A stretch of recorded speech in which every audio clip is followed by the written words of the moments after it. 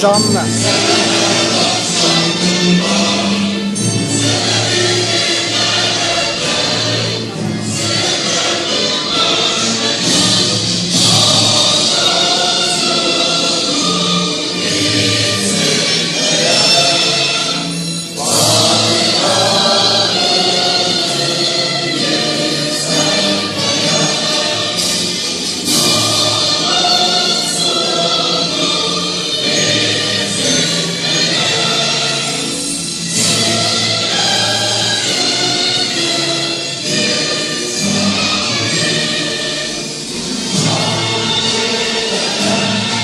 Canlı verin de Facebook'ta.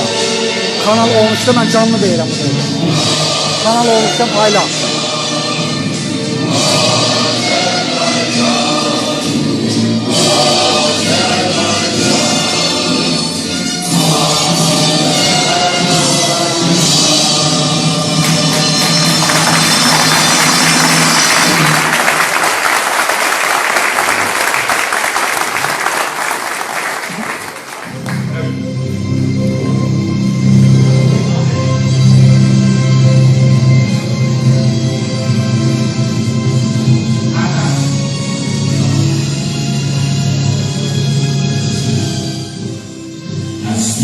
Dayeler başının üstünde çok eski.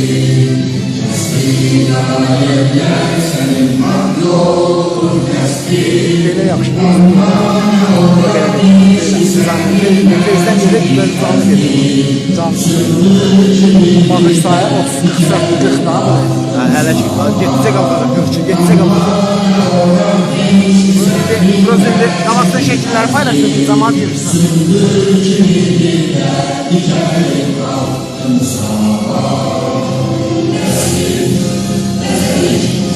Söyleri baş başlarımızda Nesli suları Gülleri gözyaşlarımızda Gönlümde tutan yerlere yaraşlarımızda Dertleri o Gülcü o Bıraktım sana Dertleri o Gülcü o Bıraktım sana Gülcü o Bıraktım sana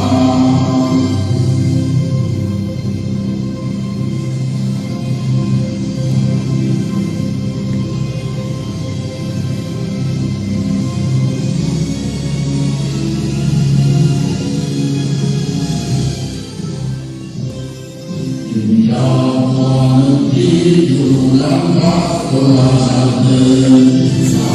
Sağlıklarından dolanda olacaktır. Sensiz bu evden doğmalı berkat olacaktır. Sen bu evden doğmalının aklın sağlar. Sensiz bu evden doğmalı berkat olacaktır. Sen bu evden doğmalının aklın sağlar.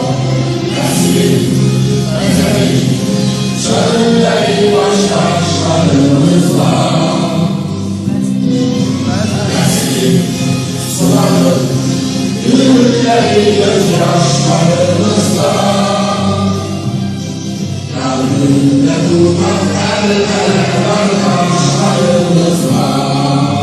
Dertleri yok, gün gibi yok. Baktım sana, dertleri yok, gün gibi yok. Baktım sana, dertleri yok, gün gibi yok. Baktım sana.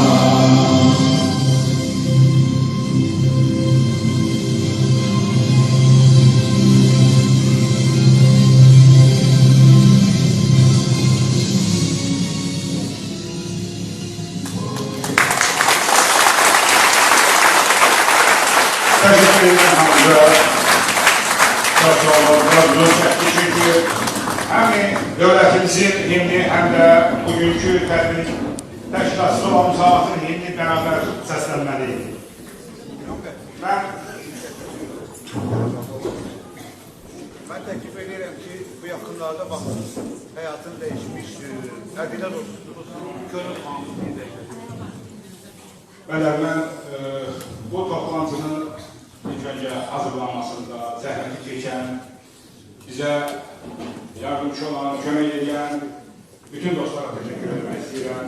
Xüsusilə Atatürk Düşüncə Dərnəyi Transport Asım bəy başda olmaqla onlara təşəkkür edirəm. Salonun düzənləməsində bizə yardımcı oldular. Digər bu işdə zəhmət çəkən hər kəsə təşəkkür edirəm. Və müsabatın elə bir ismi, elə bir tarixi kökləri var ki, bu yolda gedən ulu öndərimiz Məhəmməd Əmin Rəsulzadə başçı olmaqla onun yolunun davamçıları elə bir şərəfli yol gedirlər ki, onların unutulması heç görə mümkündür.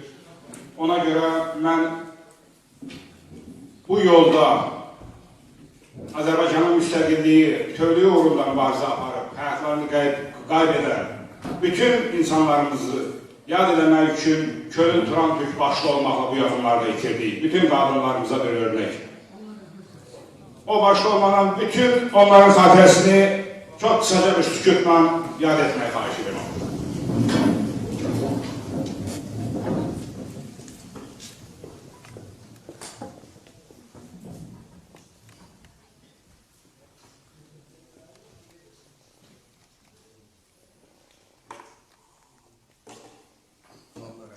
Allah razı olsun.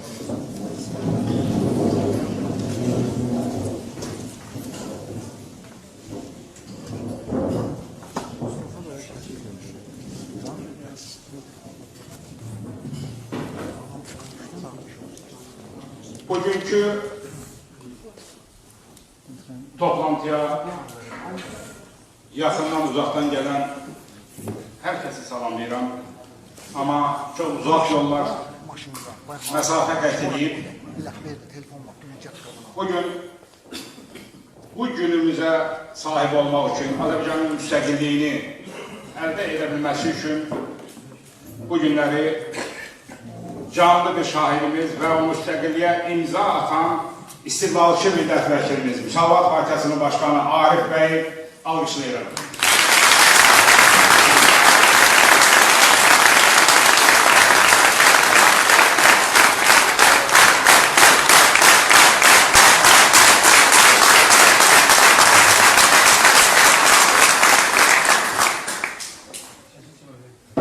Bu yolda yorulmayaq, usanmayaq, bütün həbslərə, bütün məhdudiyyətlərə baxmayaraq bu yoldan dönməyən və bu günlərdə bizim bu xoş günümüzdə, bu gözəl günümüzdə yanımızda olan Müsavat Partiyasının rəhbərliyi, hörmətli Gülav Aslanlı,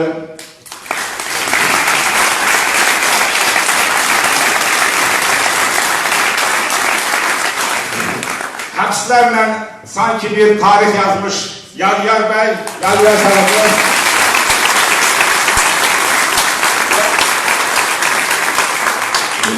və dönmədən bu mübarizəni heç bir çətinliklər görsə də yoldan dönməyən Nazir bəy, Qubadlı şöbəsi, məclisin üzvü və Qubadlı şöbəsini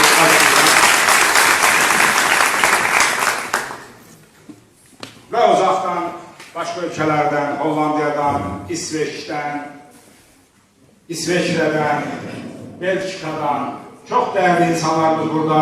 Bir adamın saxlama vaxtınızı almaq istəmirəm. Hamısına bir daha təşəkkür edirəm və hamısına bir daha edirəm. Və bu günləri, bu gözəl gündə bizim yanımızda olan müsavatçı olmasa da qəlbi müsavatla döyünən qonaq kimi bizim bu tədbirdə iştirak edən bütün qonaqlarımıza təşəkkür edirəm.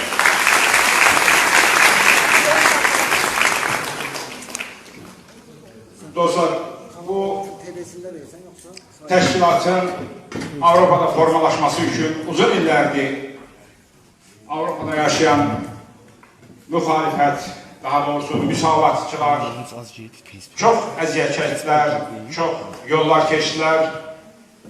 Müxtəlif formalarda, dəyişik formalarda Avropada həm Azərbaycanın tanıtılması, həm Azərbaycanın problemlərinin həlli, istər bu Qarabağ problemi olsun, istər Azərbaycanın demokratləşməsi uğrunda mübarizədə imkanları çatan əllərindən qədər bir iş görməyə çalışdılar. Amma hamının belə bir yekli fikir oldu ki, biz bunu ciddi bir təşkilatlanmayla daha güclü bir təşkilat yaratarak daha çox irəli gedə bilərik və bu Azərbaycanımıza xeyirli bir iş görə bilərik. Azərbaycanın istər demokratləşməsi sahəsində, istər Qarabağ probleminin həllində bu bir təşkilat kimi daha güclü ola bilirik və biz gücləniriksə digər təşkilatlar da bizim ətrafımızda birləşə bilir, bizimlə bərabər hərəkət edə bilir və Azərbaycana vətəndən uzaq olsaq da, burada yerimiz rahat olsaq da, Azərbaycandakı vəziyyəti hamımız bilirik. Ən azından maksimum nə edə bilərik, onu nəzərə alaraq bu təşkilatın qurulmasına qərar verildi və aylardır bu təşkilat komitəsi yaradıldı. Mən təşkilat komitəsinin sədri kimi sizə bir qısaca hesabat vermək istəyirəm. Ona görə bu mikrofonu səhv eləmişəm. Ayrı-ayrı ölkələrdə müsavatçıları ilk olaraq qeydiyyata almaqla, onların iştirakı ilə koordinasiya mərkəzləri yaratmağa qərar verdik. Bu koordinasiya mərkəzləri bəzi ölkələrdə şəhərlərin uzaqlığına görə dəyişiklik ola bildi. Məsələn, Almaniyada 3 mərkəz yarandı, Hollandiyada mərkəzimiz yarandı, İsveçrədə, Belçikada və bu koordinasiya mərkəzlərində xüsusilə müsavatçılar və yeni müsavata qəbul olmaq istəyən müsavatçılar, gənc müsavatçılar və onu da nəzərinizə çatdırım ki, çox sevindirici haldır ki, kütləvi şəkildə müsavata daxil olmaq istəyən gənclərimiz var, Azərbaycanlılar var, xaricdə olanlar var və onlar müraciət edirlər həmin koordinasiya mərkəzlərinə. Bu bizi daha çox sevindirdi, daha çox ürəkləndirdi ki, bu təşkilatı ciddi bir təşkilat vəziyyətinə gətirək.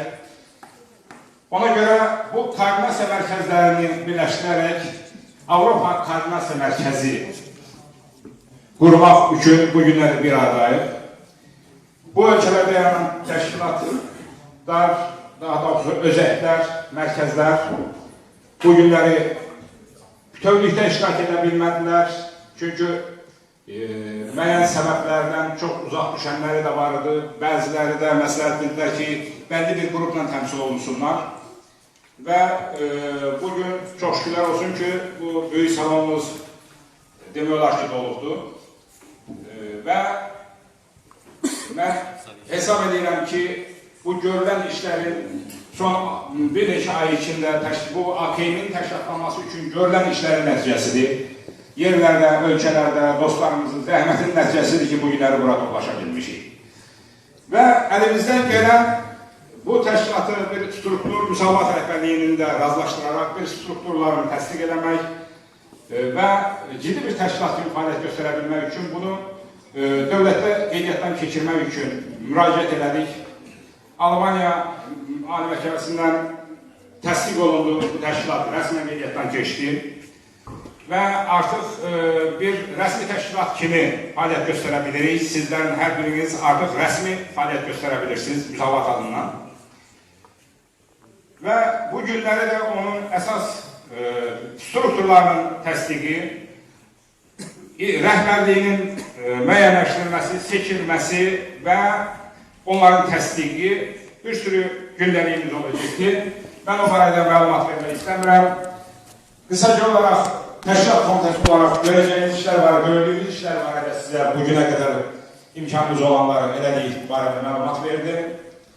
Və mən çox arzu edirəm ki, dostlar, burada çox demokratik, müsavata layiq Azərbaycanda olduğu kimi Avropada da müsavata layiq bir seçki göstərsinlər, bir nümunə göstərsinlər, demokratik bir seçki keçirsinlər, təşkilatın strukturlarını müəyyənləşdirsinlər. Və mən əminəm ki, müsavatçılar, gerçək müsavatçılar sizlər bunu bacaracaqsınız. Heç bir söz söhbəti olmadan, heç bir narazılıq olmadan, bir-birdən incimədən, köçmədən tam demokratik bir seçki və o seçilənə də, seçdiyimiz insanlara da mümkün olduğu qədər hörmətlə yanaşaraq onunla beraber işlemeyi bacaracağıq. Bunu müsavat bacarıb, daima bacarıb. Necə ki, son illər gördüğünüz gibi yeni bir qərar qəbul olundu və müsavatın kurucusu olan səbəblər 2 dəfədən artıq sədr seçilməmək məsələsinə görə sədrlikdən çəkildi və tam demokratik bir seçki ilə Arif bəy Hacılı seçildi. Bu bir nümunədir, bütün Azərbaycanın nümunə oldu və biz də buradakı müsavatçılarla Avropada olan təşkilatlara bir nümunə olmalıyıq. Buna əminəm və bayaq dediyim kimi çox dəyərli qonaqlarımızdan xüsusilə Müsavat Partiyasının başkanı Arif Hacılı'dan xahiş edərdik bir açılış nitqi ilə sizləri salamlasın və bizim bu təşkilata öz tövsiyələrini versin, öz fikirlərini söyləsin. Ona görə çox vaxt itirmədən Arif bəydən xahiş edək. Arif bəy, oradan da edə bilirsiniz, gəlib tekin oradan da edə bilirsiniz, burada da edə bilirsiniz. Buyurun Arif bəy.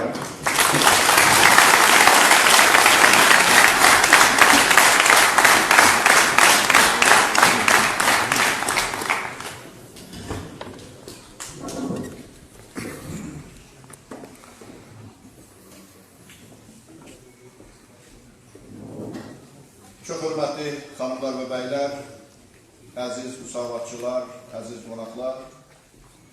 Bugün burada Avropanın, Almaniyanın Frankfurt şəhərində sizinlə birlikdə olmaqdan çox böyük məmnunluq duyuram. Və bugün Avropanın müxtəlif şəhərlərindən uzaq bir yol keçib bura gəldiyiniz üçün sizin hər birinizə təşəkkür edirəm.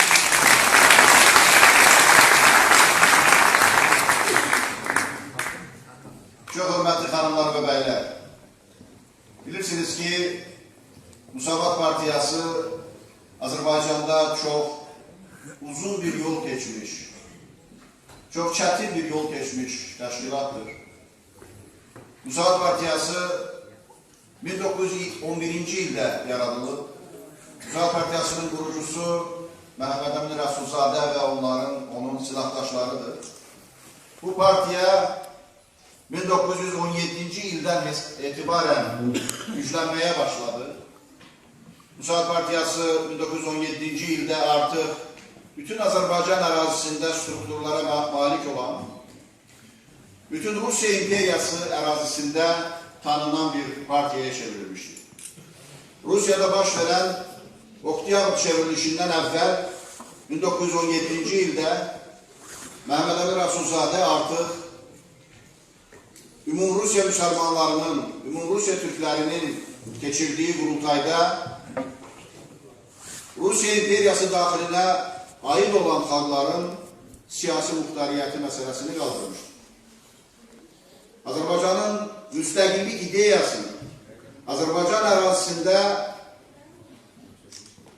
bir müstəqil dövlətin yaranması ideyasının başında duran, onun banisi olan Azərbaycan cəmiyyətinin, Azərbaycan xalqının ürəyindəki istiqlal arzusunu, istiqlal eşqini siyasiləşdirən və təşkilatlandıran və bunu həyata keçirən şəxsiyyət Məhəmməd Əmin Rəsulzadədir, Müsavat Partiyasının birinci öndəridir, Müsavat Partiyasının birinci başkanıdır.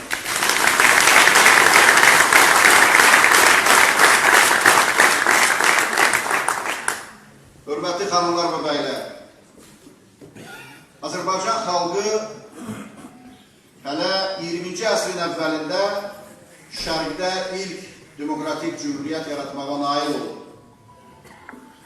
Bu cümhuriyyət yalnız Azərbaycan dövlətçiliyi tarixində həlledici rol oynayan bir cümhuriyyət deyildir. Bu cümhuriyyət hətta bugün bütün dünyanın aparıcı demokratik cəmiyyətlərinə, aparıcı demokratik dövlətlərinə nümunə ola biləcək qədər demokratik islahatlar həyata keçirmiş, demokratik cəmiyyət qurmuş bir cümhuriyyət idi. Və biz belə bir cümhuriyyət qurmağa nail olmağımızla daim fəxr etməliyik və Azərbaycanda demokratik hərəkatın əsas nümunəsi yenə də müsavatçılıq ideyası, Azərbaycanda dövlətçilik düşüncəsinin mayası əsası isə yenə də 1918-20-ci illərdə olmuş Azərbaycan Xalq Cümhuriyyəti olmalıdır. Azərbaycan xalqı uzun bir yol keçdi və əslində Azərbaycanda müstəqillik uğrunda, Azərbaycanın demokratikləşməsi uğrunda mübarizə Sovet İmperiyası dövründə də davam edir. 48 bin Azərbaycan vətəndaşı, müsavatçılar, ziyalılar, şairlər, yazıcılar, gənclər məhz müstəqillik ideyalarına görə qırmızı terrorun qurbanı oldu. Böyük Məhəmməd Əmin Rəsulzadə bu mübarizəsini bir an belə dayandırmadı. Azərbaycan müstəqilliyini itirdikdən sonra o Avropaya mühacirət etdi. Bir müddət Avropada, Türkiyədə, Avropanın bir çox ölkələrində yenə də milli ideyanı qoruyub saxlamağa nail oldu. Müsavat Partiyasını qoruyub saxlamağa nail oldu. Azərbaycanda istiqlal mücadiləsi ilə məşğul olan hər kəsin bir nümunəsi olaraq fəaliyyətini burada olan digər müsavatçılarla birlikdə Azərbaycanın digər tanınmış şəxsiyyətləri, Azərbaycan xalqının əsas istiqlal ideyasının daşıyıcılarına rəhbərlik edən insanlarla birlikdə bu prosesi davam ediyor. Müsavat Partiyası bugün də Azərbaycanın dayağı olan siyasi təşkilatdır. Azərbaycan cəmiyyətinin əsas dayaqlarından biri Müsavat Partiyası. Müsavat Partiyası digər siyasi təşkilatlardan fərqlənir. Bizim ideyamız nəyin bahasına olursa olsun hakimiyyətə gəlmək ideyası deyil. Bizim ideyamız Azərbaycanda bir müstəqil, demokratik dövlət qurmaq, sivil, dünyavi bir cəmiyyət yaratmaq, Azərbaycanda firavan bir cəmiyyətin olmasına, Azərbaycanda demokratik bir cümhuriyyətin, demokratik bir respublikanın yaranmasına nail olmaqdır. Biz bu məqsədlə 88-ci ildə başlayan hərəkatda Əbülfəz Elçi bəyin rəhbərliyi altında o dövrdə Azərbaycan Xalq Cəbhəsi təşkilatında fəaliyyət göstərdik. Yalnız 92-ci ildə artıq Əbülfəz Elçi bəy Azərbaycan Respublikasının prezidenti seçildikdən sonra Azərbaycanda Müsavat Partiyasını bərpa etdi.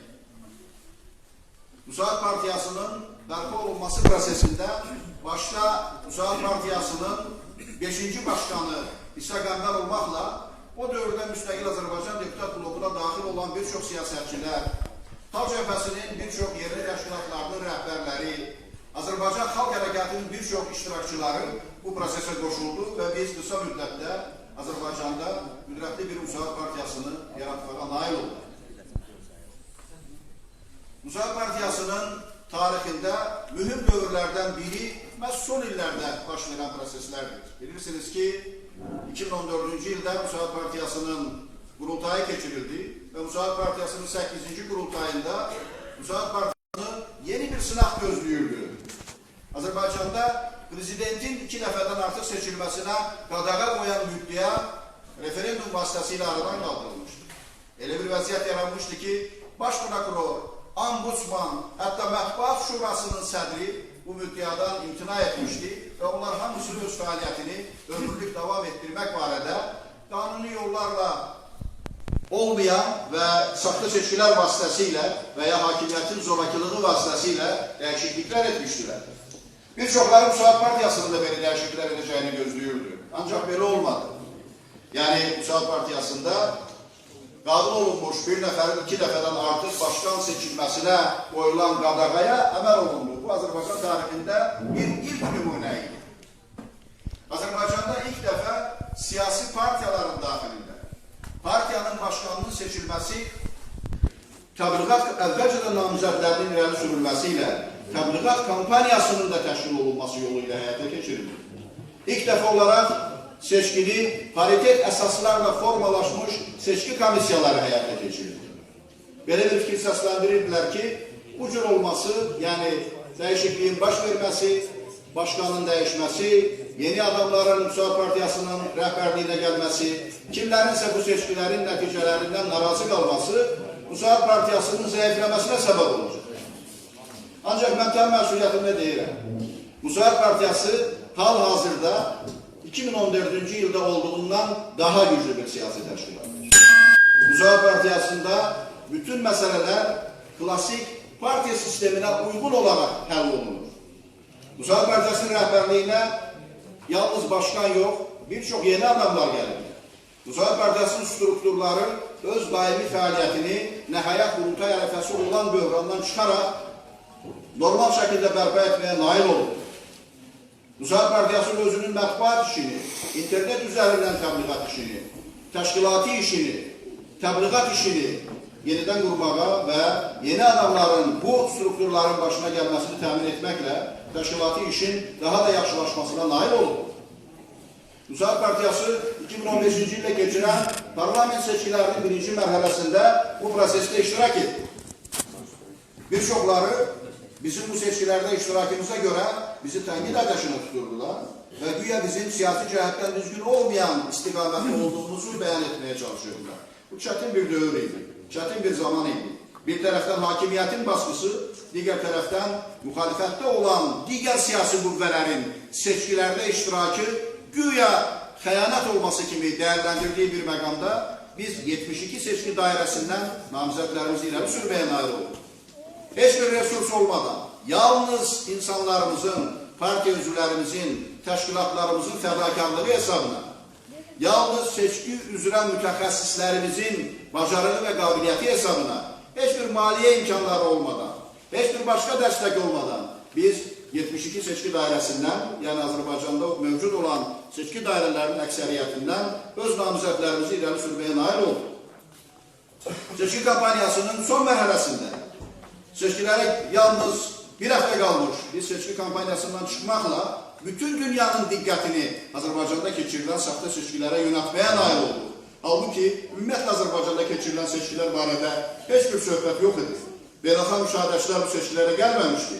Ancaq bizim seçkilərdən çıxmağımız, eyni zamanda 50-dən artıq seçki dairəsi üzrə məhkəmələrə müraciət etməyimiz bu prosesi insanların diqqətinə çatdırdı, diqqətinə gətirdi və əslində faktiki olaraq 2015-ci ilin seçkilərində Azərbaycan hakimiyyətinin səs-səmirsiz bir oğruluq əməliyyat kimi parlament formalaşması işinə mane olan siyasi təşkilat Müsavat Partiyası oldu. Biz Azərbaycanda keçirilən Avropa oyunlarını boykot edən yeganə siyasi təşkilat oldu. Heç bir başqa siyasi təşkilat bu oyunlara keçirilməsi ilə əlaqədar boykot qərarı qəbul etmədi. Biz öz fikrimizi açıq şəkildə bildirdik. Avropa oyunlarının keçiriləcəyi təqdirdə Azərbaycanda siyasi məhbusların mövcudluğu, Azərbaycanda fundamental insan haqlarının tapdalandığı bir məqamın olması Azərbaycanın beynəlxalq imicinə, siyasi imicinə ağır zərbə vuracaq. Eyni zamanda bilirsiniz ki, müxtəlif rəqəmlərə görə aşağı-yuxarı təxminən 10 milyard vəsait bu oyunlara xərcləndi. Bugün Azərbaycanda mövcud olan ağır iqtisadi böhranın səbəblərindən biri də məhz Avropa oyunlarına xərclənmiş vəsaitlər hesabına olur. Azərbaycan tamamilə öz nüfuzunu beynəlxalq aləmdə itirdi. Avropa oyunları hakimiyyətə də xeyir gətirmədi, heç kəsə xeyir gətirmədi. Yalnız ayrı-ayrı mafiya nümayəndələri, ayrı-ayrı ölkələrdən Azərbaycana gəlmiş mafioz qrupların başçıları, onlardan birini də Beynəlxalq Avropa Oyunları Komitəsinin sədrini də bilirsiniz ki, bu yaxınlarda dolandırıcılığa görə həbs etdilər. Yalnız onlar bu məsələdən xeyir gördü, yəni Azərbaycanda heç kəs Avropa oyunlarından xeyir görmədi. Biz keçirilən son referendumda da təşviqat qrupu yaratmaqla iştirak etmək barədə qərar verdik. Müsavat Partiyası avqust ayında, bu ilin avqust ayı özdə çox isti keçdi Bakıda, Azərbaycanda, biz 88 seçki dairəsi ərazisindən 41 bindən artıq imza toplamağa nail olduq və təşviqat qrupunun yaradılması üçün biz Mərkəzi Seçki Komissiyasına müraciət etdik və müxalifət adına bu yeganə müraciət edik. Bu çox çətin bir iş idi. Müsavat Partiyası bu işin dövrəsindən gəldi. Müsavat Partiyası bütün seçki kampanyaları dövründə, bütün çətinliklərə baxmayaraq, maliyyə çətinliklərə baxmayaraq, resurs çətinliklərə baxmayaraq, başlıcası isə Azərbaycanda mövcud olan hərbi polis rejiminin baskılarına baxmayaraq siyasi proseslərdə iştirak edir və siyasi proseslərdə maksimum dərəcədə Azərbaycan hakimiyyətinin, bir daha qeyd edirəm, seçkiləri, referendumları bir oğurluq əməliyyatı kimi gizli keçirilməsinin qarşısını almağa heç olmasa indiki imkanlar çərçivəsində nail olur. Bugün burada keçirilən toplantıda bu fikirləri səsləndirməkdə məqsədim ondan ibarətdir ki, bütövlükdə Müsavat Partiyasının son dövrlərdəki fəaliyyəti, Müsavat Partiyasının məramları, məqsədləri barədə məlumatımız olsun.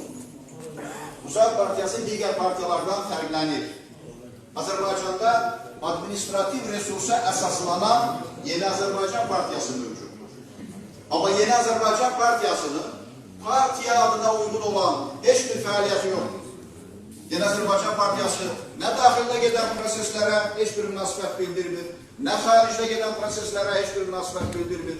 Yeni Azərbaycan Partiyasının toplantıları keçirilmir, məclisi keçirilmir.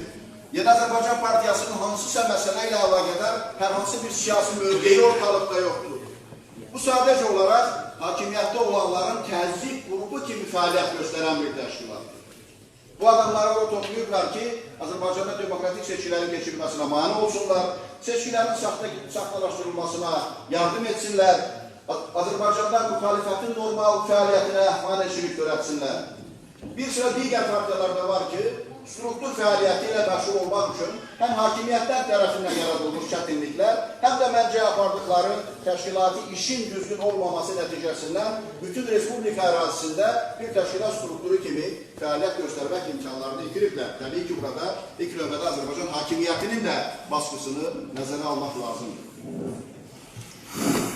Mən bir dəfə yazmışdım ki, Müsavat Partiyasının Azərbaycandan kənarda, xüsusilə Avropada mövcud olan strukturu, insanları, siyasi proseslərə təsir imkanları Azərbaycanda mövcud olan bir çox hətta özlərini bütövlükdə Müsavat Partiyasına rəqib kimi təqdim edən siyasi partiyalardan daha güclüdür. Və ilk növbədə bu fəaliyyətinizə görə, Azərbaycanda gedən prosesləri unutmadığınıza görə, tarixdə yaşadığınız dövrdə öz şəxsi problemlərinizlə yox, Azərbaycanın problemləri ilə məşğul olduğunuza görə sizin hər birinizə təşəkkür edirəm.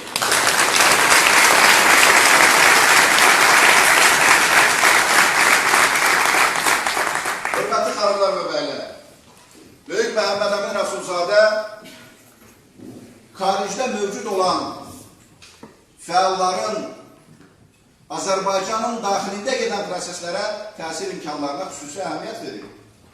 Məhəmməd Əmin Rəsulzadə bir daha qeyd edirəm ki, o dövrdə qırmızı terror dövrünün olmasına baxmayaraq, Avropanın bir çox şəhərlərində Müsavat Partiyasının özəklərini yaratmağa nail olmuşdur. Bugün Avropada fəaliyyət göstərən müsavatçıların fəaliyyəti, deyək ki, 30-cu illərdə, 20-ci illərdə, 30-cu illərdə Avropada fəaliyyət göstərən müsavatçıların fəaliyyətindən bir tərəfdən daha asandır, bir tərəfdən daha güclüdür. Əvvəl ona görə ki, siz çoxsuz, ikincisi ona görə ki, sizin Azərbaycanda fəaliyyət göstərən siyasi qüvvələrlə əlaqəniz var. Dövr fərqlidir, indi kommunikasiyalar dövrüdür və sizin internet üzərindən, Facebook üzərindən, Twitter üzərindən Azərbaycanda baş verən prosesləri nəinki izləmək, hətta o proseslərə təsir etmək imkanlarınız var. Bizim Avropaya gəlib getmək imkanlarımız var. Daim burada fəaliyyət göstərən xanımlarla və bəylərlə əlaqə saxlamaq imkanlarımız var. Biz bu imkanları genişləndirməliyik. Avropa Koordinasiya Mərkəzinə Müsavat Partiyasının rəhbərliyi xüsusi əhəmiyyət verir. Biz hesab edirik ki, burada ciddi bir koordinasiya mərkəzi yaranacaqsa və mən bu bəylərin çoxunu Azərbaycandakı fəaliyyətindən tanıdığım üçün bu xanımların fəaliyyətinin, bu xanımların əksəriyyətinin Azərbaycanda fəaliyyətinə görə onlara bələd olduğum üçün bilirəm ki, burada çox güclü bir təşkilat yaratmağa nail olacaqsınız. Bilirsiniz, biz əvvəl mövcud olandan daha güclü təşkilat yaratmaqla kifayətlənə bilmərik. Biz əvvəl mövcud olan təşkilatdan dəfələrlə güclü olan, fərqli güclü olan təşkilat yaratmaq barədə düşünməliyik. Çünki Azərbaycan hakimiyyəti Azərbaycan cəmiyyətini əzib. Azərbaycanda elə bir şərait yaranıb ki, sanki hər kəsin üzərində nəzarət var. Nəzarət yalnız Müsavat Partiyası rəhbərliyinin, Xalq Cəbhəsi Partiyası rəhbərliyinin, deyək ki, digər müxalifət təşkilatlarının rəhbərliyinin üzərində deyil. Ölkədə total nəzarət sistemi mövcud olub yaranır. Təsəvvür edin ki, mitingdə iştirak etmiş hər bir adamla məşğuldular. Onların hər birinin ailə üzvləri ilə məşğuldular. Kimini dilə tuturlar, kiminə hədə qorxu gəlirlər, bütün vasitələrlə cəmiyyətin gücünü zəiflətməyə çalışırlar. Belə olan məqamda Avropada, azad bir cəmiyyətdə, azad bir məkanda sizin fəaliyyət imkanlarınızın əhəmiyyəti daha da artır. Ona görə də biz o baskı altında olub fəaliyyət göstərə bilməyən adamların əvəzinə də çalışmalıyıq. Hər birimiz öz əvəzimizə yox, hər birimiz 10 nəfərin əvəzinə, 100 nəfərin əvəzinə çalışmalıyıq ki, ölkədə siyasi vəziyyətin dəyişməsinə nail olaq. Bu yaxınlarda İlham Əliyev çıxış edərkən belə bir fikir səsləndirdi. Dedi ki, bizə deyirlər ki, biz harasa inteqrasiya etməliyik. Sonra deyir ki, Avropanın özündə böhrandır. Biz nəyə görə Avropaya inteqrasiya etməliyik? Azərbaycan dövlətinin başında dayansa da İlham Əliyevin belə bir ifadə səsləndirmək səlahiyyəti yoxdur. Çünki Azərbaycanın avrointeqrasiyasının əhəmiyyəti, vacibliyi Azərbaycan Xalq Cümhuriyyətinin siyasətində mövcud idi. Azərbaycanın üçrəngli bayrağındakı ortada göstərilən rəng, çağdaşlıq, məhz avrointeqrasiyanı bugünkü terminlə desək nəzərdə tutan bir rəngdir. 1991-ci ildə biz məhz Azərbaycan Xalq Cümhuriyyətini bərpa etmişik. 1991-ci ilin oktyabr 18-də qəbul etdiyimiz Azərbaycanın müstəqilliyi haqqında, konstitusiya haqqında bir mənalı şəkildə göstərilir ki, Azərbaycanın gələcək inkişafı avrointeqrasiya istiqamətində olmalıdır, demokratiya istiqamətində olmalıdır, azad cəmiyyət, dünyəvi cəmiyyət quruculuğu istiqamətində olmalıdır. Ona görə dövlətin başçısı hətta ümumxalq səsverməsi yolu ilə, xalqın iradəsi ilə seçilmiş olsa belə, Azərbaycan Respublikasının konstitusiyası Azərbaycan dövlətinin başçısına biz avrointeqrasiyanı qəbul etmirik kimi ifadələr səsləndirməsinə imkan tanımır. Bu məsələləri biz Azərbaycanda qaldırırıq, bu məsələlər ətrafında fikirlərimizi səsləndiririk. Çünki bu məsələlər bizim üçün müqəddəs məsələlər. Azərbaycanın Avropaya inteqrasiyası, Azərbaycanda sivil, demokratik, dünyavi bir cəmiyyətin qurulması, Azərbaycanın yenidən Rusiyanın köləliyinə sürüklənməsinə qarşı müqavimət göstərmək bu Müsavat Partiyasının amalıdır. Bu məsələlər Müsavat Partiyası üçün qırmızı xəttdir və biz heç kəsin bu qırmızı xətti geçməsinə imkan verməyəcəyik.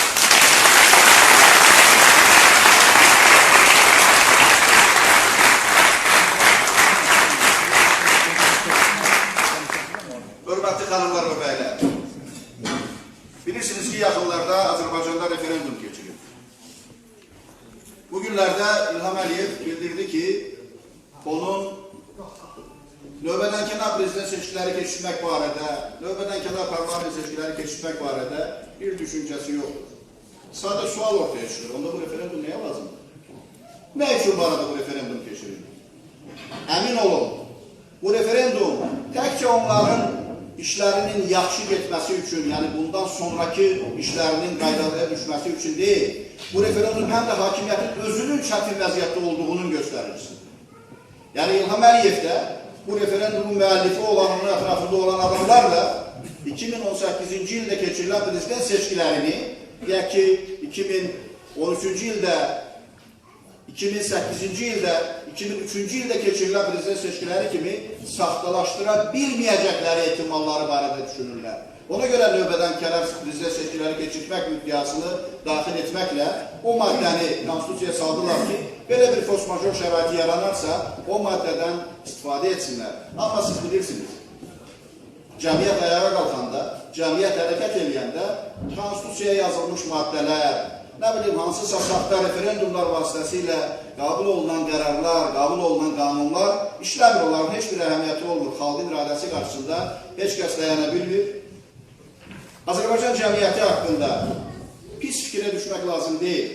Yəni, Azərbaycan cəmiyyəti kifayət qədər inkişaf etmiş cəmiyyətdir. Azərbaycan cəmiyyəti kifayət qədər fədakarlıqla Azərbaycanın gələcəyi uğrunda fikirləşən, düşünən, Azərbaycanın azad, demokratik, dünyavi bir dövlət olmasına çalışan bir cəmiyyətdir. Sadəcə olaraq həm bir sıra geopolitik amillər, dünya birliyi dövlətlərinin maraqları ilə Azərbaycan cəmiyyətinin maraqlarının hansısa məqamda üst-üstə düşməməsi və Azərbaycanda bir despotik hakimiyyətin, despotik bir rejimin yaranması səbəbindən Azərbaycanda demokratik dəyişikliklər ləngiyir. Ancaq bu uzun müddət davam edə bilməz. Azərbaycan dünyadan təcrid olunmuş bir yer deyil. Azərbaycanda demokratik cəmiyyət qurulacaq. Bu demokratik cəmiyyətin qurulması uğrunda mübarizədə sizin fədakarlığınızın daha da artmasını arzulayıram və sizin hər birinizə uğurlar arzulayıram.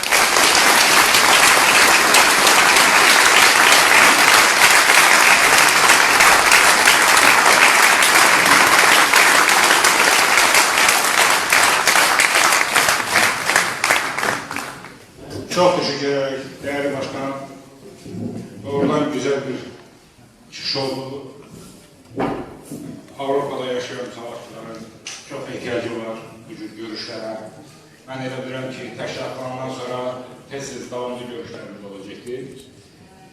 Ve bu günləri Müsavat Partiyasını bərpa eden Müsavat Partiyasının lideri çok değerli hem de İstiklal bəyannaməsində imza atan İstiklal milletvəkili, İstiklalçı milletvəkili İsa bəy də gələ bilməmiş, amma toplantımıza qatılmaq istəyir, sizləri salamlamaq istəyir.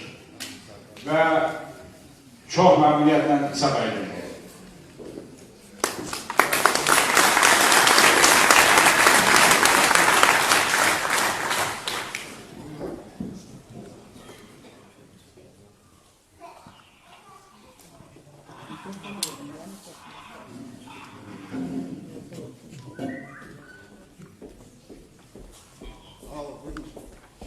Mikrofonu boş ver. Ben de İsa Bey şimdi biraz mükemmellerse daha yaxşı olur. Mikrofonumuz zəifdir, salonumuz büyük. Hörmətli başkan, əziz müsavatçılar, hörmətli xanımlar və bəylər, hamınızı salamlayırsam. Sizi Azərbaycan Respublikasının müstəqillik bərpa olmasının 25-ci ilk dönüm münasibətindən təbrik edirəm. Konferansın işinə uğurlar arzulayıram.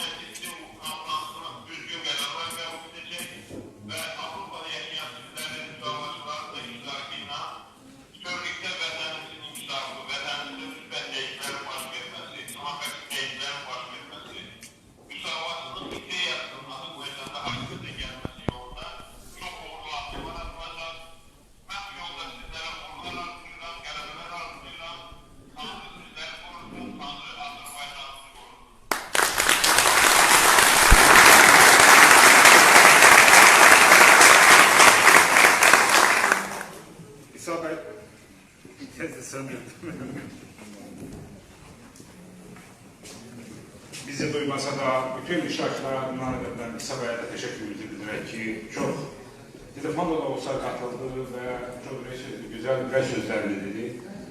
Dostlar, ben çok çıxışlara, təşkilatın qurulma məsələsinə biraz da gec başlamışdım. Ona göre çok uzun çıxışlara yok ama kısa herkese söz verilecek qonaqlarımıza. Ama təşkilatın işine başlamak için, konferansın işine başlamak için o sırtları müəyyənləşməliyik. Amma bir dəqiqəlik bu işdə yanınızda olan, müsavatçıların yanında olan ve bugün de sabah tezden bizden önce müsavatçılar önce gelen Atatürk Derneği Başkanı Kasım Bey'in bir dəqiqəlik bir salamlama kutlamasını istəyirəm. Buyurun.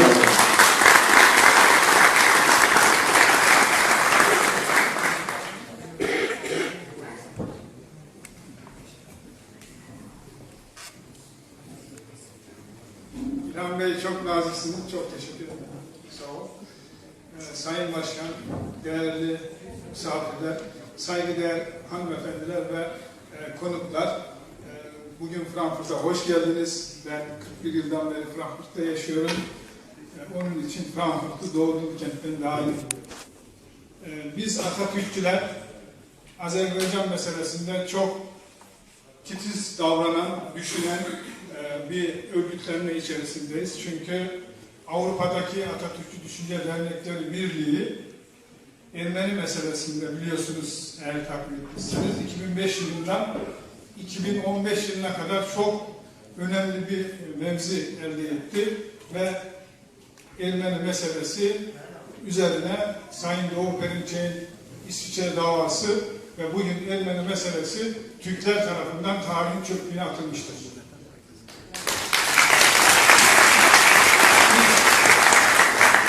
Karabağ meselesini de çözeceğiz sevgili arkadaşlar. Birlikte çözeceğiz. Karabağ, hiçbir kuvvet bizleri Karabağ'dan uzaklaştıramayacak. Tabii bu uzun soluklu bir mücadele.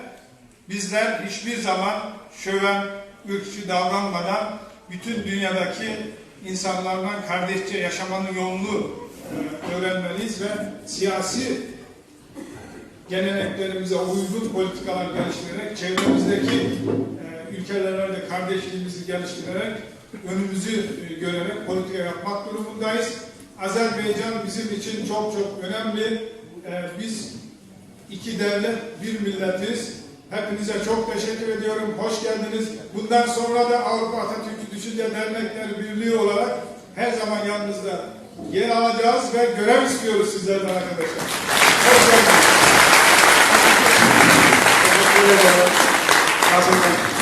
Çok teşekkür ederim. Görev çok. Rahatsız olmayın. Çok görev verici. Azerbaycan'ın görülmesi işleri çok. Ben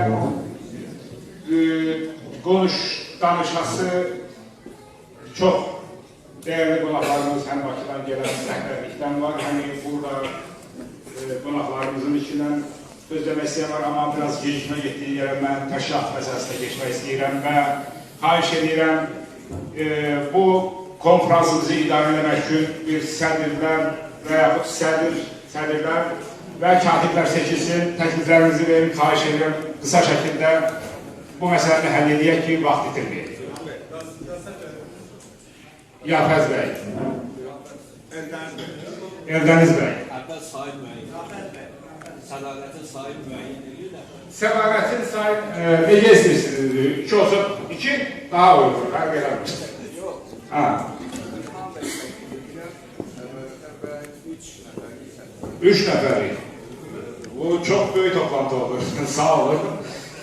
Başka teklif var. Buyurun İzzət bəy.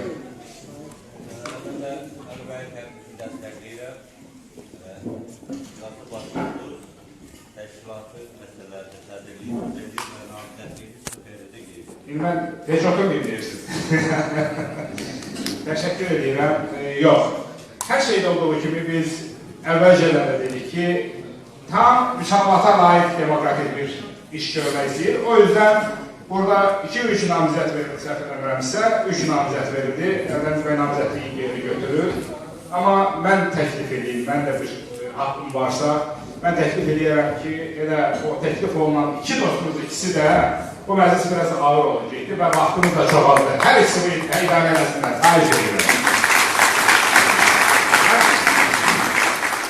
Xahiş edirəm, Eldəniz bəyin, Yafəz bəyin bu məclis aparmasına etiraz edən yoxdur ki, lehinə əlini qaldırsın.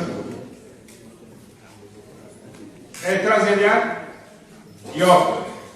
Xahiş edirəm, kürsünü alın, Eldəniz bəy, Yafəz bəy. Və katibləri də yenə səs verməni də istəyirsiniz, yaxud siz istəsəniz kimləri təyin edirsiniz. Amma biraz özünüzləri təyin edin, özünüz təyin edin, biraz tez olsun, işimizə başlayaq həmən. Gecikmədən, çünki işimiz hələ çoxdur. Qarşıda Azərbaycanın müstəqillik günü qeyd edəcəyik.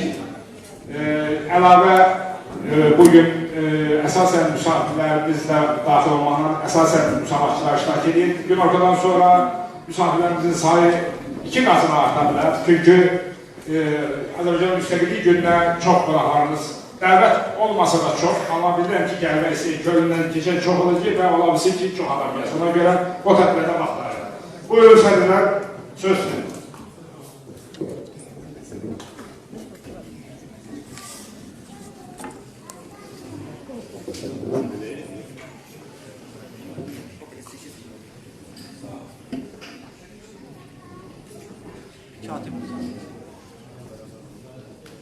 Hər vaxtınız xeyir olsun, hörmətli xanımlar və bəylər, hörmətli baş məmur bəy, hörmətli Qulağa bəy, Yadigar bəy, Nazim bəy və digər qonaqlar hamınızı mən salamlayıram. Bugün saat Avropa